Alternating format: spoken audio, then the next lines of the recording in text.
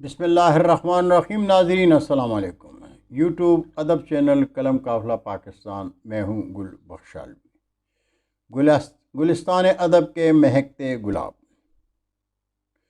دلربا شخصیت کراچی کے جناب فیروز ناطق خسرو، صاحب تحریر شاہروم خان ولی۔ ناظرین، شاعری کے افق ہمارے کائناتی آفاق کی طرح گو وسیع و بسیط نہیں، تاہم حیات و کائنات کی پردہ کشائی اور اس کے چھوٹے سے کرے میں آباد انسان اور اس کی دنیا کے تہ درتے رازہائے سربستہ کو منکشف کرنے کا فریضہ اور اس کے ظاہر و باطن کو وسیع تر تناظر میں پیش کرنے کا جوکم اپنے نموز سے اٹھائے ہوئے ہیں۔ کائناتی آفاق کی طرح یہاں بھی اہل نظر طلوع اور زوال کے منظرنامے کا مشاہدہ دل کی آنکھ سے کر سکتے ہیں۔ اس افق پر بھی سینکڑوں ستارے نمودار ہوتے رہتے ہیں، کچھ کہکشاں کی شکل میں جبین ادب کے ماتے کا جھومر بن جاتے ہیں، تو کچھ اپنی طویل تر مہارت نور کے باوصف مثل آفتاب ایک دنیا کی تشکیل کرتے ہیں، ایک نئے تخلیقی کائنات، اور اس طرح دیگر سیارگان ادب اس آفتاب کی گردش میں منہمک ہو جاتے ہیں۔ تادیر کوئی اور اس کی تابانیوں اور کشش کے سوا نمودار نہیں ہوا جاتا۔ کئی صدیوں پر محیط ہماری زبان اور شاعری کا یہ وصف ہمیں ایسی برگزیدہ تخلیقی شخصیات سے متعارف کراتا ہے جنہوں نے ہمیں وسعتوں کے نئے نئے جہان سے روشناس کیا، جنہوں نے ہمیں وسعت نظر بھی عطا کی اور وسعت قلب بھی۔ ہر صدی ایسی داستانوں سے بری پڑی ہے۔ یہی سبب ہے کہ ادب کے شائقین ادب کے آسمان پر نگاہیں گاڑے رنگ و نور کے نئے قافلے کے منتظر رہتے ہیں۔ ناظرین، فیروز ناطق خسرو بھی آسمان شاعری کا ایک ایسا درخشاں ستارہ ہے جس کے حصے میں دن کا سفر زیادہ آیا ہے، لیکن جہاں انہوں نے اکثر روشنی کے جماکی کیے ہیں وہاں تیز اجالوں میں بھی اپنے وجود کا احساس دلایا ہے۔ انہوں نے اپنے تخیل کی کرنوں سے ظلمت عالم شگاف بھی ڈالے ہیں۔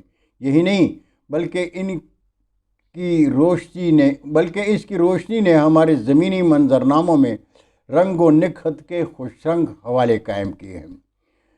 فیروز خسرو نے لفظوں کی جادوگری میں حسن بیاں کے خوش رنگ پھول بھی کھلائے ہیں۔ یہ سیارہ بے آب و گیا نہیں بلکہ مشکل ترین لمحات میں بھی ذہن و دل کی سہرابی کے وافر مواقع اور جدوجہد کی بے مثال نشانیاں اپنے جلوہ میں سمیٹے ہوئے ہے۔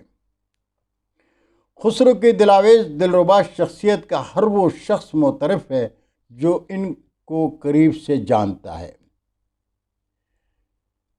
بے ریائی اخلاص ان کی شخصیت کا وہ جوہر ہے جو کسی ملاقاتی کو پہلی ملاقات میں اپنا گرویدہ بنا لیتا ہے۔ اپنے ہوں یا بیگانے، ہر کسی سے خندہ پیشانی سے ملتے ہیں۔ میں نے دیکھا ہے کہ وہ حفظ مراتب کے معاملے میں بڑے حساس ہیں، تہذیب و شائستگی کا دامن ہاتھ سے چھوٹنے نہیں دیتے۔ مہر و محبت اور اخلاص و بردباری نے گویا ان کے وجود کے قالب میں پناہ لے رکھی ہے۔ کوئی بھی اجنبی موصوف سے ملنے کے بعد یہ محسوس نہیں کرتا کہ وہ پہلی مرتبہ ان سے مل رہا ہے، بلکہ ان کی اپنائیت سے بھرپور گفتگو اجنبی کو یہ تاثر دیتی ہے کہ وہ کسی دیرینہ شناس سے بات کر رہا ہے۔ فیروز ناطق خسرو سے گفتگو کے دوران ہمیشہ یہ محسوس ہوا کہ وہ اسلامی فکر اور دینی مزاج کے حامل ہیں، شریعت کی پابندی کے حد المقدور کوشش کرتے ہیں اور طریقت و معرفت سے بھی بخوبی آگاہی رکھتے ہیں، اعلیٰ و مثبت روایت کے امین ہیں، تو فرسودہ روایات سے دامن کشاں بھی ہیں۔ اگر یہ بھی کہا جائے تو بے جان نہ ہوگا کہ موصوف کی شخصیت قدامت و جدت کی مثبت عناصر کا مجموعہ ہے۔ ناظرین، فیروز ناطق خسرو 19 نومبر 1944 کو ہندوستان کے شہر بدایوں میں پیدا ہوئے۔ پاکستان کے قیام کے بعد خاندان سمیت سندھ کے شہر خیرپور میرس میں آ کر آباد ہوئے۔ آپ نے ایئر فورس میں بہترین خدمات سر انجام دی اور سول اداروں میں تدریسی اور انتظامی عہدوں پر کام کیا۔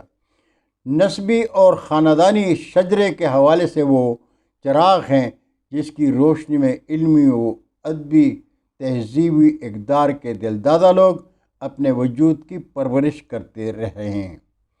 شاعری آپ کو ورثے میں ملی ہے۔ دادا غلام حسین مہر، نانا حکیم راحت علی خان، نانا حکیم راحت علی خان حاذق امروہوی، تایا علامہ وامق بدایونی، والد حضرت ناطق بدایونی اور والدہ مسلمہ خاتون نہاں تخلص کرتی تھیں۔ اگر ہم فیروز ناطق خسرو کی شاعری کا مطالعہ کریں تو مجھے یقین ہے کہ ذوق شاعری کو زاہد خشک نہیں پائیں گے۔ روایت کی چاشنی، نئے عہد کی روشنی، نیزے کی انی پر ٹہرا رومانی لہجہ، نئی غزل کی تہذیب اور اس کی اثاریت و رمزیت کا کلاسک سے کسب فیض کرتا پیرایا قاری کو اپنی گرفت میں رکھنے کے تمام تر اوصاف سے مزین ہے، یا پھر ایک نگینہ جو اپنے آب و تاب کی بدولت اردو غزل کے تاج کی زینت بن گیا ہے، جس کی چمک دمک میں مسلسل اضافہ ہو رہا ہے۔ امید ہے کہ خسرو جی کے فنی ذکاوت اور تخلیقی ریاضت اس مقام کو پہنچے گی جو خود ان کی منتظر ہے، جہاں تراشیدہ اور ناتراشیدہ کی بحث لایانی اور عیب اجتہاد بن جاتا ہے۔ ناظرین، خسرو کے کلام سے چند اشعار ملاحظہ کیجیے۔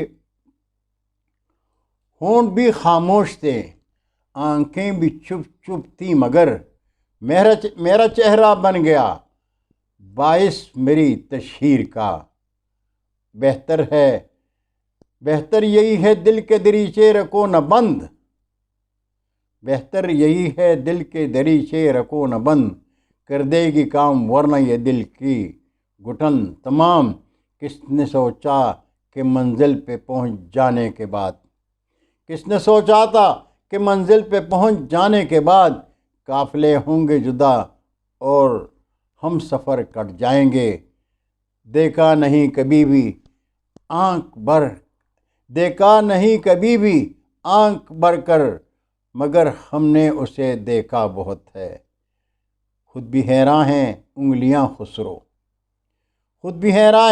خسرو، نقش چوری ہوئے ہیں پوروں سے، اور دل کھول کے ملتے نہ تھے ویسے بھی کبھی وہ، دل کھول کے ملتے نہ تھے ویسے بھی کبھی وہ، کورونا کے ہاتھوں گیا اب ہاتھ ملانا، کورونا کے ہاتھوں گیا اب ہاتھ ملانا۔ ناظرین، فیروز خسرو نظمیں بھی کہتے ہیں۔ غزل کی طرح نظموں میں بھی ان کی شاعری کی انفرادیت اور لہجے کی موسیقیت قابل داد ہے۔ انہوں نے زیادہ تر ایسی بحریں استعمال کی ہیں جن کے ارکان خماسی ہیں، یا اگر کوئی پابند نظم کہی ہے تو اس کے مصرے اکثر سے رکنی ہی رکھے ہیں۔ چھوٹی نظم اور اس پر چھوٹے ارکان یا چھوٹے مصرے، یہ سارا التزام محض اتفاق نہیں ہو سکتا۔ اس کا مطلب دراصل یہ ہے کہ فیروز خسرو مختصر کہنے کا فن بخوبی جانتے ہیں، اور یہ بھی جانتے ہیں کہ مختصر نظم کب مختصر نظم کی جگہ مختصر نویسی بن جاتی ہے۔ ان کے ہاں مصرے اتنی ہی تعداد میں ہوتے ہیں جتنی ضرورت ہوتی ہے۔ فضول مصرے، غیر ضروری لفظ، یہ سب ان کے ہاں نہیں ملتا۔ بہت سی باتیں، بہت سے الفاظ، بہت سے پیکر ایسے ہیں جو نظم میں کھپ جاتے ہیں لیکن غزل انہیں قبول نہیں کرتی۔ نظم کی یہ سہولت کمزور شاعر کے لیے عدم توازن کے دروازے کھول دیتی ہے اور مضبوط شاعر کے لیے احتیاط کے اشارے اور خطرے کی گھنٹی کا حکم رکھتی ہے۔ فیروز ناطق خسرو صاحب ان نکات سے اچھی طرح واقف ہیں۔ ایک مختصر سی نظم آخر میں ملاحظہ کیجئے، بن باس اس بستی کی ریت نرالی، اس بستی کے ہر ایک در پر کنڈلی مارے سانپوں کی پہرے داری ہے، اس بستی کے باسی بستی چھوڑ کے ویرانے، اس بستی کے باسی بستی چھوڑ کے ویرانے میں جا بیٹھے ہیں۔ بہت شکریہ ناظرین، انشاءاللہ برقی رابطے میں پھر ملاقات ہوگی کسی اور خوبصورت شخصیت کے تعارف کے ساتھ۔ جاتے جاتے درخواست کروں گا کہ قلم قافلہ ادبی چینل کو سبسکرائب کر کے دوستوں کے ساتھ شیئر کریں اور چینل کی گھنٹی ضرور بجائیں۔ قلم قافلہ کی شادابی کے لیے آپ کا تعاون میری ضرورت ہے۔ بہت شکریہ، اللہ حافظ۔ اردو ادب زندہ باد۔